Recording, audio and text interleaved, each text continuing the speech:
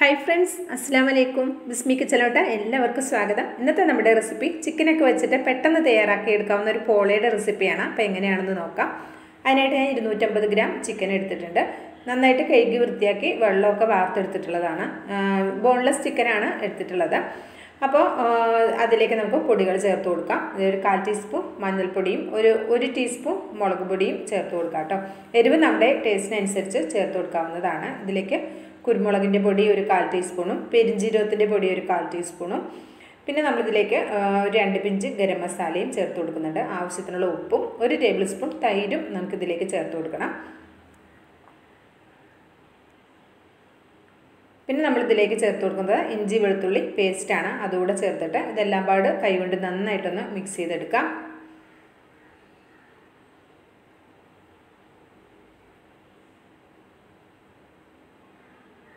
ഇത് മിക്സ് ചെയ്തതിന് ശേഷം ഒരു 10 മിനിറ്റ് ഒന്ന് റെസ്റ്റ് ചെയ്യാൻ വെക്കുന്നുണ്ട് കേട്ടോ.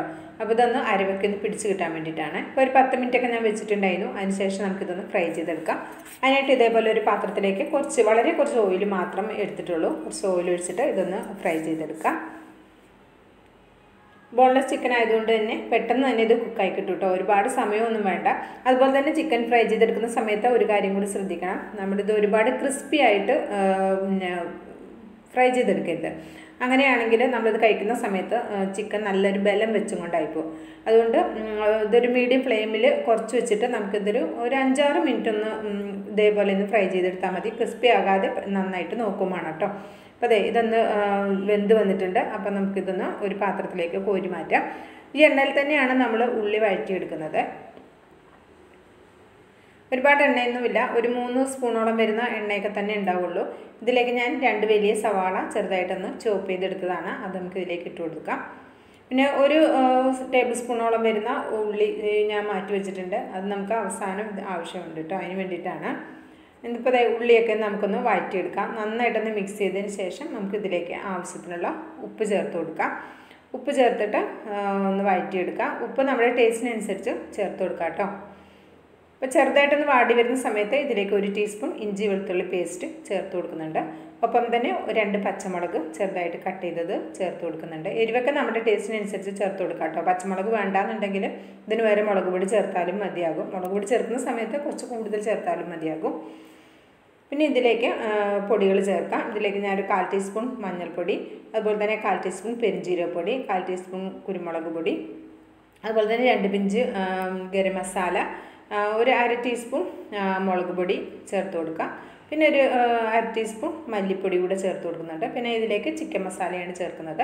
ഒരു 1.5 ടീസ്പൂണോളം ചിക്കൻ മസാല ചേർക്കുന്നുണ്ട്. 1 ടീസ്പൂണാണ് എല്ലാം ചേർത്തിട്ടുള്ളത്, ടേബിൾ സ്പൂൺ അല്ല. ഇതെല്ലാം പാട് നന്നായിട്ട് ലോ ഫ്ലെയിമിൽ വെച്ചിട്ടൊന്ന് പച്ചച്ചുവ പോകുവോളം ഒന്ന് മിക്സ് ചെയ്തെടുക്കുക. ഒരുപാട് സമയം മിക്സ് ചെയ്യേണ്ട. അതിൻ്റെ ആ പച്ചച്ചുവ പോകുവോളം മാത്രം ഒന്ന് മിക്സ് ചെയ്തെടുക്കുക. എന്നിട്ട് നമുക്ക് നമ്മളുടെ വറുത്ത് വെച്ചിട്ടുള്ള ചിക്കൻ ചേർത്ത് കൊടുക്കാം. ഒരു 5-6 പീസ് ഞാൻ മാറ്റി വെച്ചിട്ടുണ്ട്, അവസാനം ചേർത്ത് കൊടുക്കാനാണ്. ഇതെല്ലാം പാട് നന്നായിട്ട് മിക്സ് ചെയ്ത് കൊടുക്കാം. എന്നിട്ട് ഇതിലേക്ക് നമുക്ക് കുറച്ച് മല്ലിയില കൂടി ചേർത്ത് കൊടുക്കാം. മല്ലിയില കയ്യിലുണ്ടെങ്കിൽ ഉറപ്പായിട്ടും ചേർത്ത് കൊടുക്കാം, നല്ല ടേസ്റ്റാണ്. അപ്പോൾ മല്ലിയില കയ്യിലില്ലെങ്കിൽ കറിവേപ്പില യൂസ് ചെയ്യാവുന്നതാണ് കേട്ടോ. അപ്പോൾ അതേ കുറച്ച് മല്ലിയില കൂടി ചേർത്ത് കൊടുക്കുന്നുണ്ട്. അതിനുശേഷം നമുക്കിനി ഒന്ന് ജസ്റ്റ് ഒന്ന് മിക്സ് ചെയ്തിട്ട് ഫ്ലെയിം അങ്ങ് ഓഫാക്കിയേക്കാം. മല്ലിയില ഇനി കുക്കാകേണ്ട ആവശ്യമൊന്നുമില്ല. ഇനി നമുക്കിത് കുക്കാക്കി എടുക്കാനുള്ളതാണ്. അതുകൊണ്ട് ഇനി മല്ലിയില ഇതിൽ കിടന്ന് വേകേണ്ട ആവശ്യമൊന്നുമില്ല. ഞാൻ ഫ്ലെയിം ഓഫാക്കി കൊടുത്തിട്ടുണ്ട്. അടുത്ത സ്റ്റെപ്പ് തണുക്കാൻ വേണ്ടി മാറ്റി വെച്ചിട്ടുണ്ട്. അടുത്ത സ്റ്റെപ്പായിട്ട് ഞാൻ ഇതേപോലെ 2 കോഴിമുട്ട എടുത്തിട്ടുണ്ട്. മിക്സിയുടെ ജാറിലേക്ക് ഇട്ടിട്ട് 250 ml കപ്പിൽ 1 കപ്പ് മൈദ കൂടി എടുത്തിട്ടുണ്ട്. അതേ കപ്പിൽ തന്നെ 1 കപ്പ് പാൽ കൂടെ ഒഴിച്ചു കൊടുക്കാം. ഇനി ഇതിലേക്ക് ആവശ്യമായ ഉപ്പ് ചേർത്ത് കൊടുക്കാം. ഒരു 1/2 ടീസ്പൂൺ കുരുമുളകിൻ്റെ പൊടി ചേർത്ത് കൊടുക്കാം.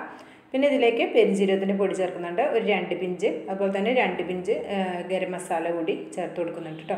ഇത്രയും പാട് ചേർത്ത് നന്നായിട്ടൊന്ന് അടിച്ചെടുത്തിട്ടുണ്ട്. ഇനി നമുക്കിത് കണ്ടോ, ഇതാണ് ഈ ഒരു കൺസിസ്റ്റൻസി. ഇത്രയും മതി കേട്ടോ. ഇതിലും തിക്കോ ആവണ്ട, ഇതിലും ലൂസും ആവണ്ട കേട്ടോ. അപ്പോൾ അത് നമ്മൾ പോള ഉണ്ടാക്കാനുള്ള പാത്രം അടുപ്പത്ത് വെച്ച് കൊടുത്തിട്ടുണ്ട്. ഇതിലേക്ക് 1 ടീസ്പൂൺ നെയ്യ് ചേർത്ത് കൊടുക്കുക. കൂടുതൽ നെയ്യുടെ ഒന്നും ആവശ്യമില്ല. നിങ്ങൾക്ക് ഓയിൽ മതിയെങ്കിൽ ഓയിൽ ചേർത്ത് കൊടുക്കാം. നെയ്യാകുമ്പോൾ കുറച്ചുകൂടി ടേസ്റ്റ് ഉണ്ടാവും കേട്ടോ. അതുകൊണ്ടാണ് നെയ്യ് ചേർത്തത്. നെയ്യ് വേണ്ടെങ്കിൽ അവോയ്ഡ് ചെയ്യാം. നമ്മൾ അടിച്ചു വെച്ചിട്ട് മാവിൽ നിന്ന് കുറച്ച് ഒഴിച്ചു കൊടുക്കുക. ഒരു പകുതി ഭാഗത്തോളം ഒഴിച്ചു കൊടുക്കുക. എന്നിട്ട് അതൊന്ന് അടച്ച് വെക്കുക. അടച്ച് വെച്ചിട്ട് 1 മിനിറ്റിൻ്റെ താഴെ നമുക്കിത് ലോ ഫ്ലെയിമിലൊന്ന് കുക്ക് ചെയ്തെടുക്കാം. അപ്പോൾ അത് 1 മിനിറ്റിൻ്റെ താഴെ മാത്രമേ വെച്ച് കൊടുത്തിട്ടുള്ളൂ. അപ്പം ഇതിലേക്ക് നമ്മളിവിടെ റെഡിയാക്കി വെച്ചിട്ടുള്ള നമ്മുടെ മസാലകൾ ഇതിൻ്റെ മുകളിലേക്ക് ഇട്ട് കൊടുക്കാം. ഇത് ഇട്ട് കൊടുക്കുമ്പോൾ ഒരുപാട് സൈഡിലോട്ട് പോകാതെ നോക്കണം കേട്ടോ. അപ്പോൾ ഞാൻ കട്ട് ചെയ്തെടുക്കുമ്പോൾ ചിലപ്പോൾ പൊട്ടിപ്പോകാൻ ചാൻസ് ഉണ്ട്, അതുകൊണ്ടാണ് കുറച്ച് നടുക്കൊക്കെ ആക്കി കൊടുക്കുക കേട്ടോ. അപ്പോൾ ഇതേപോലെ ഒന്ന് ആക്കി കൊടുത്തിട്ടുണ്ട്. നമ്മുടെ ബാക്കിയുള്ള ബാറ്റർ കൂടെ ഒഴിച്ചു കൊടുക്കുക അതിൻ്റെ മുകളിലേക്ക്. അപ്പോൾ ഒഴിച്ചു കൊടുക്കുന്ന സമയം ആദ്യം സൈഡിൽ കൂടി ഒഴിച്ചു കൊടുക്കുക കേട്ടോ. അതിനുശേഷം ബാക്കിയുള്ള ബാറ്റർ നടുക്കൊക്കെ മുഴുവനായിട്ട് ഒഴിച്ചു കൊടുത്താൽ മതിയാകും. വളരെ സിമ്പിളായിട്ട് ചെയ്തെടുക്കാവുന്ന നല്ല ടേസ്റ്റി ആയിട്ടുള്ള ഒരു അടിപൊളി പോളയാണ് കേട്ടോ. അപ്പോൾ നോമ്പ് തുറക്കുന്ന സമയത്തൊക്കെ ഉണ്ടാക്കി കഴിക്കാൻ പറ്റിയ ഇഫ്താർ സ്നാക്കായിട്ട് ഉപയോഗിക്കാം. അതുപോലെ തന്നെ ഗസ്റ്റൊക്കെ വരുന്ന സമയത്ത് അവർക്കും ഉണ്ടാക്കി കൊടുക്കാൻ പറ്റും. 4 മണി ചായക്കൊപ്പം നല്ല കോമ്പിനേഷനാണ്. അപ്പോൾ നമ്മൾ നേരത്തെ മാറ്റി വെച്ചിട്ടുണ്ടായിരുന്ന സവാള ചെറുതായിട്ട് കട്ട് ചെയ്തത് അതിൻ്റെ മുകളിൽ കൂടി ഒന്ന് ആക്കി കൊടുത്തിട്ടുണ്ട്. പിന്നെ അതിൻ്റെ മുകളിലേക്ക് ഞാൻ 2-3 ക്യാപ്സിക്കം ചെറുതായിട്ട് സ്ലൈസ് ചെയ്ത് വെച്ച് കൊടുക്കുന്നുണ്ട് കേട്ടോ. ഓപ്ഷണലാണ്, കാണാനൊരു ഭംഗിയും ഇത് എന്താ പറയുക, ക്യാപ്സിക്കത്തിൻ്റെ ടേസ്റ്റൊക്കെ ഇഷ്ടമാണെങ്കിൽ കുഴപ്പമില്ല, നല്ലത് തന്നെയാണ്, ഉണ്ടെങ്കിൽ വെച്ച് കൊടുക്കുക. പിന്നെ നമ്മൾ ആ വറുത്തിട്ട് 2-3 പീസ് ചിക്കൻ പീസ് മാറ്റി വെച്ചിരുന്നില്ലേ, അതും കൂടി അതിൻ്റെ സൈഡിൽ കൂടെ ഒക്കെ ഒന്ന് വെച്ച് കൊടുക്കുക ഗാർണിഷിങ്ങിനായിട്ട്. കാണാൻ ഒരു ഭംഗിയാണ്, കഴിക്കാൻ ഇടയിൽ കടിക്കാൻ കിട്ടുമ്പോഴും ഒരു രസമാണ്. അപ്പോൾ ഇതേപോലെയൊക്കെ ഒന്ന് ഗാർണിഷ് ചെയ്തെടുത്തിട്ടുണ്ട് കേട്ടോ. അതിനുശേഷം ഞാനൊരു 4 മിനിറ്റോളം ലോ ഫ്ലെയിമിൽ ഇതൊന്ന് കുക്ക് ചെയ്തെടുത്തിട്ടുണ്ട്. അപ്പോൾ ഒരു ഭാഗം ആയി വന്നിട്ടുണ്ട്. മൊത്തത്തിൽ ഇത് വെന്ത് വന്നിട്ടുണ്ട് കണ്ടോ, കയ്യിലൊട്ടി പിടിക്കുന്നൊന്നുമില്ല. എന്നാലും നമുക്ക് ഈ ഒരു ഭാഗം കൂടി ആകാൻ വേണ്ടിയിട്ട് ഒന്നും മരുന്ന് കിട്ടാൻ വേണ്ടി ഇത് നമ്മളൊന്ന് തിരിച്ചിട്ട് കൊടുക്കുന്നുണ്ട് കേട്ടോ. തിരിച്ചിട്ട് കൊടുക്കുന്ന സമയത്ത് നിങ്ങൾക്ക് പാത്രത്തിലേക്ക് ഓയിൽ എന്തെങ്കിലും ആക്കി കൊടുക്കണമെങ്കിൽ ആക്കി കൊടുക്കാം.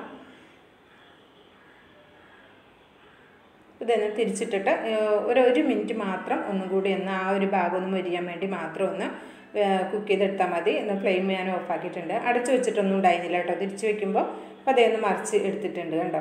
നമ്മുടെ പോള നല്ല അടിപൊളിയായി വന്നിട്ടുണ്ട്. നമുക്കിതൊന്ന് കട്ട് ചെയ്ത് നോക്കാം. വളരെ സ്മൂത്തായിട്ട് നല്ല സോഫ്റ്റ് ആയിട്ടുള്ള ഒരു അടിപൊളി പോളയാണ്. നല്ല അടിപൊളി മണമൊക്കെയാണ് വന്നിരുന്നത്. അപ്പം എല്ലാവർക്കും ഇഷ്ടമായിട്ടുണ്ടെങ്കിൽ ഒന്ന് ട്രൈ ചെയ്ത് നോക്കുക. അഭിപ്രായം അറിയിക്കുക, ലൈക്കും ചെയ്യണം കേട്ടോ. ബിസ്മി കിച്ചൺ എന്ന യൂട്യൂബ് ചാനൽ സബ്സ്ക്രൈബ് ചെയ്ത് കാണുന്ന കൂട്ടുകാർ സബ്സ്ക്രൈബ് ചെയ്ത് അടുത്ത് വരുന്ന ബെല്ലൈക്കൺ ഒന്ന് എനേബിൾ ചെയ്ത് വെക്കണം. ഇൻഷാ അല്ലാഹ് അടുത്തൊരു വീഡിയോ ആയിട്ട് വരാം. എല്ലാവർക്കും നന്ദി.